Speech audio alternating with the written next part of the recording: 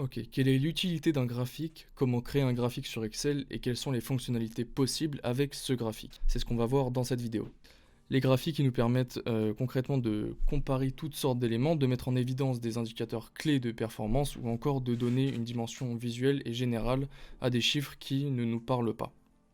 Pour créer un graphique, vous avez d'abord besoin d'un tableau de données.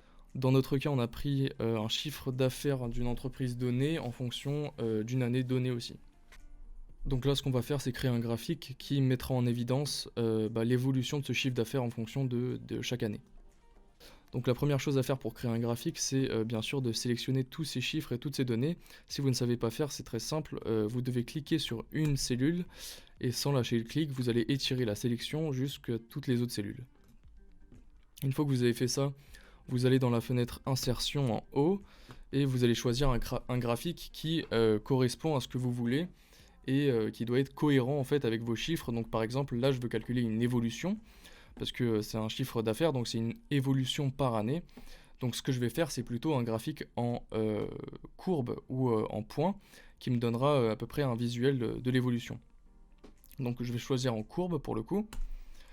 Là vous pouvez voir que ça affiche deux lignes.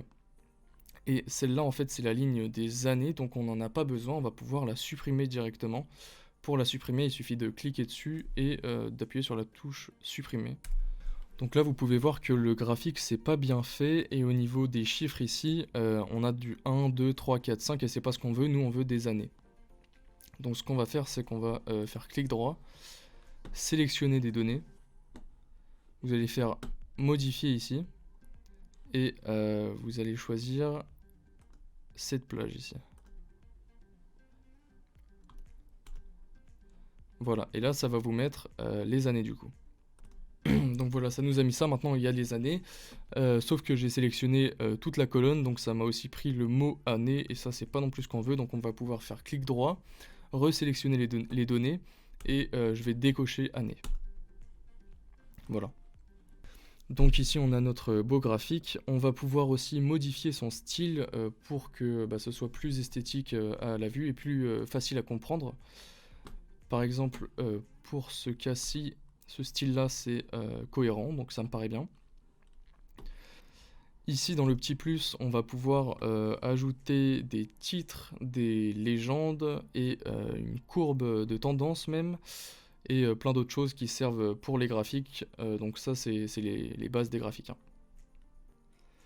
Ici, là, dans les filtres du graphique, ça c'est une fonction très intéressante. On va pouvoir, en fait, si vous décochez par exemple 2000, 2004, 2005, 2006 et les autres années, ça va vous permettre en fait d'afficher seulement une partie, seulement une partie de la courbe et de vous la mettre en évidence.